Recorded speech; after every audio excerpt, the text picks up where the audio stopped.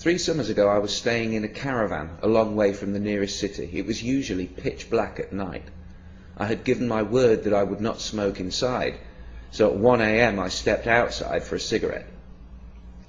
After a few minutes of standing in the darkness, I realized that I could see my hand quite clearly, something I'd noticed that I could not do on previous nights. So I looked up, expecting to see the glow of the full moon. But the moon was nowhere in sight. Instead, there was a long glowing cloud directly overhead. The Romans called it the Via Galactica, the Road of Milk. Today we call it the Milky Way. For those who missed the lesson at school that day, the basic facts are these.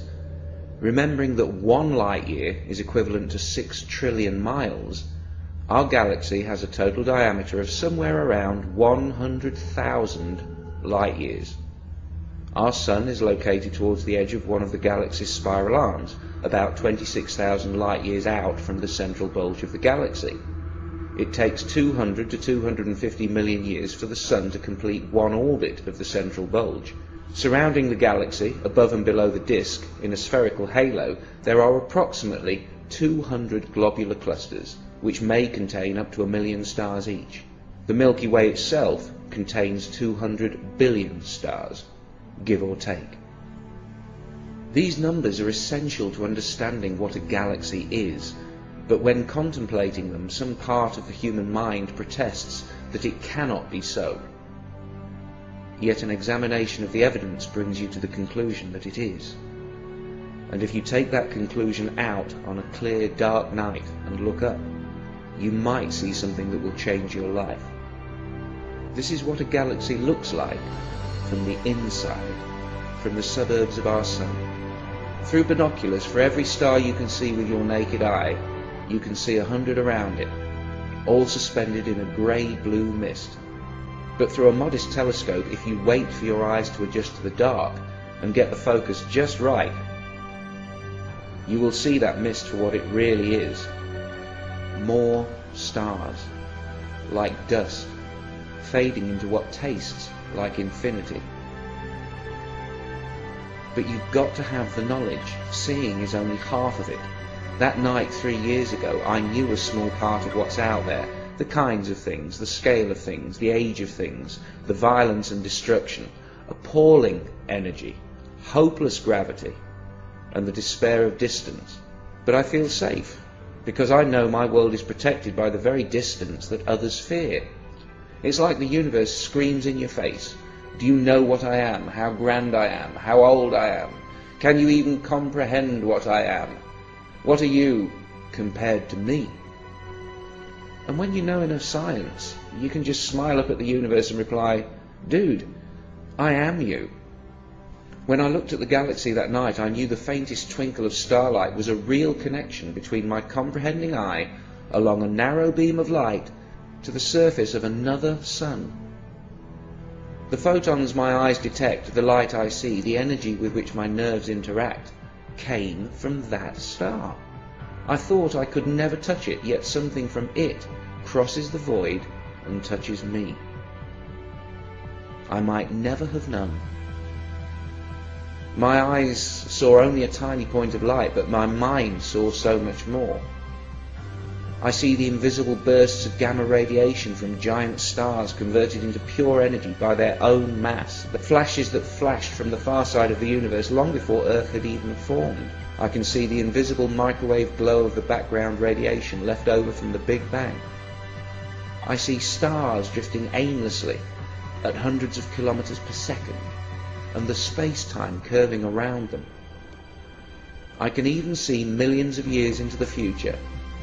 That blue twinkle will blow up one day, sterilizing any nearby solar systems in an apocalypse that makes the wrath of human gods seem pitiful by comparison.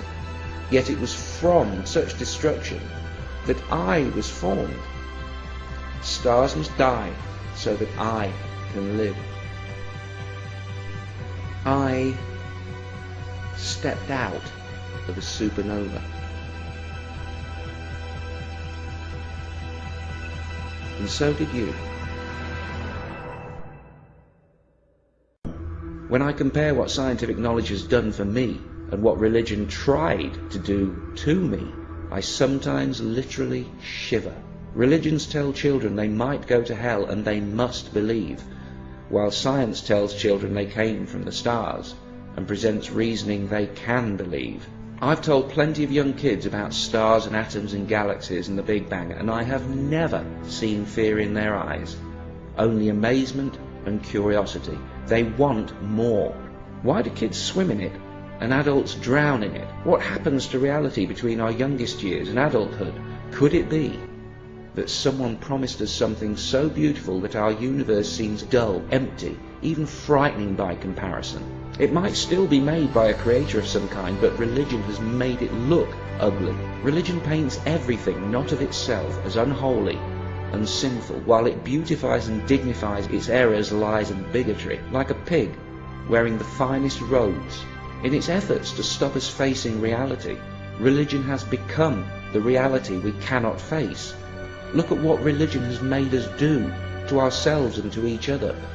Religion stole our love and our loyalty and gave it to a book, to a telepathic father that tells his children that love means kneeling before him.